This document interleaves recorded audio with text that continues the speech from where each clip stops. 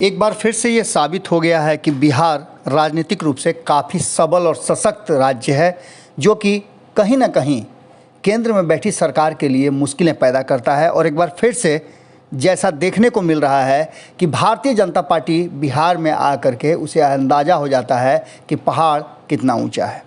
बिहार विधानमंडल का मानसून सत्र शुरू होने जा रहा है और उसके ठीक पहले जिस तरह की बातें सामने आ रही हैं और जिस तरह का नेक्सस बन रहा है, वो साफ बता रहा है कि कहीं ना कहीं भारतीय जनता पार्टी बैकफुट पर है। आपको बता दें कि आज बिग स्टोरी में हम आपके सामने जो खबर लेकर के आए हैं, वो खबर है कि कहीं ना कहीं भारतीय जनता पार्टी का ऑपरेशन लोटस जिसे कहा जाता है, जिसमें वो अपनी सरकारें यानी कमल खिलाती है, उस कमल खिलाने की प्रक्रिया में हर जगह भले ही भारतीय जनता पार्टी अपने मकसद में कामयाब हो जाती हो, लेकिन बिहार में आने के बाद उसे नीतीश कुमार का साथ चाहिए। लेकिन नीतीश कुमार के साथ जिस तरह का व्यवहार हो रहा है, उसे लेकर के अब बिहार की राजनीति में बहुत कुछ खुलता हुआ नज़र आ रहा है। आपको बता दें कि विधानमंडल का सत्र जो है 30 जून तक चलने वाला है और इस सत्र की तैयारियां लगभग पूरी कर ली गई हैं। आज से बैठकों का दौर जारी रहेगा। इस दौरान कुल 5 बैठकें होंगी और विधानसभा अध्यक्ष विजय कुमार सिन्हा ने पक्ष विपक्ष को शांतिपूर्ण बैठक को सफल बनाने के लिए और कहीं ना कहीं आम जनता के कार्य हों, इसका आग्रह किया है। यानी शांति बनाए रहने की अपील की गई है। सत्र जो है छोटा जरूर है, लेकिन इस पूरे सत्र में बहुत सारे ऐसे विधेयक आने हैं जिसको लेकर के इंतज़ार हो रहा है। आपको बता दें कि इसी बीच में हंगामा की भी आशंका से इनकार नहीं किया जा सकता है। जहां एक तरफ विपक्ष पूरी तरह से सत्ता में बैठे दलों को घेरने के लिए तैयार है, वहीं इस पूरे मुद्दे पर एक बात साफ नज़र आ रही है कि कहीं ना कहीं बिहार में एक नया नेक्सस बना है, जिसमें तेजस्वी, नीतीश और मांझी ऑपरेशन लोटस को सफल नहीं होने देंगे। इसके लिए वो तैयारियां शुरू कर चुके हैं। अग्निपथ योजना इस सत्र के ठीक पहले आना और उस पर जमकर हंगामा होना इस बात की तरफ इशारा कर रहा है कि इसमें विपक्ष के साथ सत्ता में बैठी 2 दल शामिल है। भारतीय जनता पार्टी को छोड़ करके बाकी के दोनों दल विपक्ष के समर्थन में खड़े हैं। वहीं आपको बता दें कि हर बार मानसून सत्र में सबसे बड़ा मुद्दा जो होता है वो बाढ़ और सुखाड़ का होता है।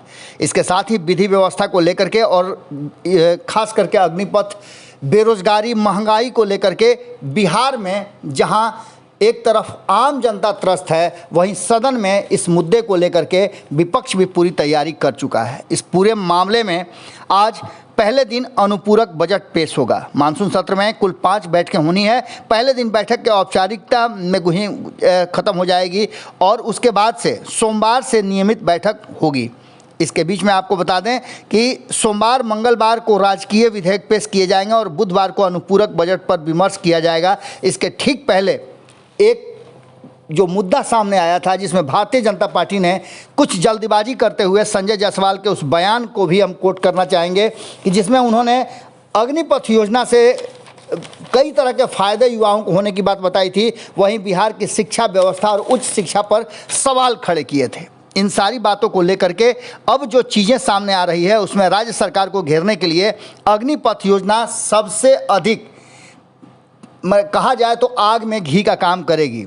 इसको लेकर के विपक्ष मुद्दा बना करके पूरी तैयारी कर चुका है। राजद प्रारंभ से ही इसका विरोध करता रहा और इसके साथ ही राज्यपाल को ज्ञापन भी दिया गया है। हालांकि ज्ञापन तो चिराग पासवान ने भी दिया है। उसके बाद सभी सहयोगी दल वाम दलों के साथ पटना के राजभवन मार्च करने के बाद अब पूरी तरह से सदन में सरकार को घेरने और खास करके भारतीय जनता पार्टी को घेरने का पूरा तैयारी कर रहे हैं। इसी बजट सत्र में, माफ़ कीजिएगा, इसी मानसून सत्र में एक चीज़ और सामने आएगी कि जातीय जनगणना को भी विधिवत रूप से मौका मिल जाएगा और उसके लिए बजट का प्रावधान भी कर लिया जाएगा। इस बीच आपको बता दें कि नेता प्रतिपक्ष तेजस्वी यादव के नेतृत्व में प्रतिरोध करने की पूरी तैयारी हो गई है और सत्ता में रहने के बावजूद नीतीश कुमार जिस तरह से इस पूरे अभियान में विपक्ष के साथ खड़े नजर आए हैं, जिन पर आरोप भी भारतीय जनता पार्टी ने लगाया है कि सरकार कहीं ना कहीं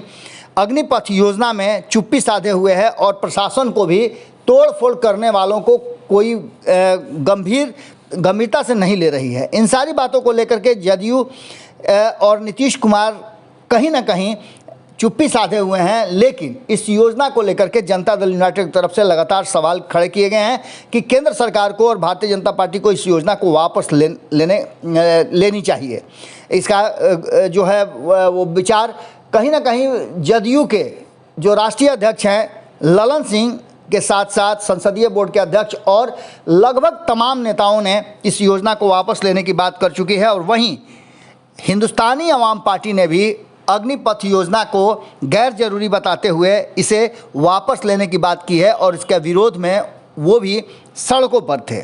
इन सारी बातों को लेकर के अब जो स्थिति सामने आ गई है उसमें राष्ट्रीय जनता दल का कहना है कि अगर भारतीय जनता पार्टी के विरुद्ध और इस अग्निपथ योजना जो कि युवा और छात्रों के विरोध में है उसे अगर नहीं स्वीकार करते हैं, उसकी वापसी की बात करते हैं, तो ऐसी स्थिति में इस पर अपना जो पक्ष है वो स्पष्ट करना चाहिए नीतीश कुमार को।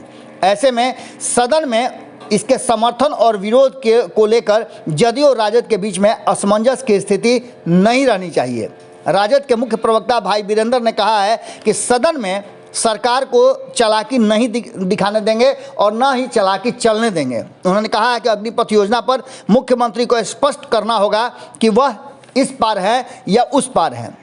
इसके साथ ही आपको बता दें कि बाहर विरोध और सदन में चुप्पी नहीं चलेगी, इसलिए कहीं ना कहीं जनता दल यूनाइटेड को इस पर अपनी स्थिति स्पष्ट करनी होगी। सदन में विमर्श के अन्य मुद्दों के में बाढ़ और प्रमुखता से उठाया जाएगा। इसके साथ ही मानसून सत्र का यह जो पूरा मामला है वो मुद्दा बना करके बेरोजगारी, महंगाई को भी मुद्दा बनाया जाएगा और शिक्षा का भी मुद्दा निश्चित रूप से उठेगा। अग्निपथ का मुद्दा उठाने के लिए कांग्रेस ने भी अपनी तरफ से पूरी तैयारी कर ली है और कांग्रेस विधानमंडल के सत्र में महंगाई, बेरोजगारी, गिरती विधि व्यवस्था के साथ साथ सेना में बहाली के लिए लाई गई अग्निपथ योजना को भी मुद्दा बनाएगी।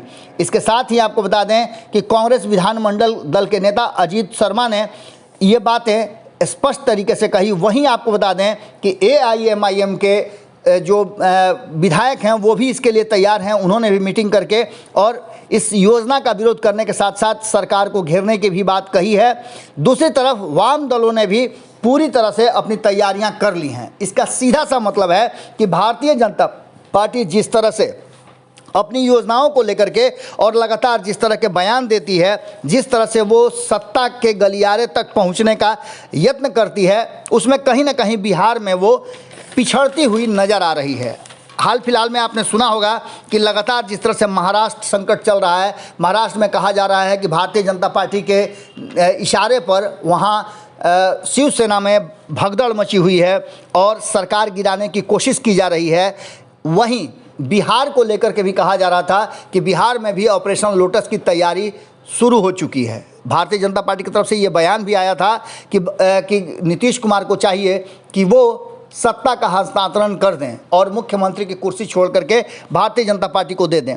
लेकिन इन सब के बीच में नीतीश कुमार जिस तरह की चाणक्य नीति चलते हैं वो जग जाहिर है। नीतीश कुमार ने जहां एक तरफ जातीय जनगणना को लेकर के विपक्ष को अपने साथ खड़ा कर भारतीय जनता पार्टी को औकात बताई है, वहीं जनसंख्या नियंत्रण के मुद्दे पर भी विपक्ष पूरी तरह से नीतीश कुमार के साथ खड़ी है, जबकि भारतीय जनता पार्टी जनसंख्या नियंत्रण को कानून बना करके और उस पर अमल करना चाहती है। लेकिन बिहार में इसकी गैर जरूरत को बताते हुए नीतीश कुमार ने इनकार कर दिया है।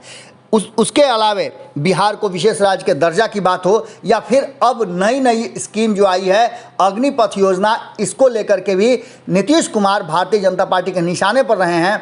भारतीय जनता पार्टी के नेताओं ने नीतीश कुमार पर यह भी कहा है कि वो प्रशासन से भारतीय जनता पार्टी के नेताओं पर हमले होने पर चुप्पी साधे हुए हैं। लेकिन इन सब के बीच में राष्ट्रपति चुनाव से लेकर के जो सारे मुद्दे नज़र आ रहे हैं उन मुद्दों पर अब इस बार भारतीय जनता पार्टी जहां खुशी मना सकती है, वहीं दूसरी तरफ भारतीय जनता पार्टी का वो मकसद पूरा होता नज़र नहीं आ रहा है जिसको लेकर के बिहार में वो अपने अनुसार सरकार चलाना चाहती थी या फिर सरकार में अहम भूमिका निभाना चाहती थी। नीतीश कुमार भले ही उनकी सीटें कम हो, लेकिन भारतीय जनता पार्टी को पनपने नहीं दे रहे हैं और इसका सबसे बड़ा कारण है कि जिस तरह से तेजस्वी, नीतीश और मांझी ने पूरी तरह से हवा टाइट कर दी है भारतीय जनता पार्टी की, एक बात तो तय मान के चलिए कि बिहार में भाजपा का ऑपरेशन लोटस कामयाब होता नहीं दिख रहा है।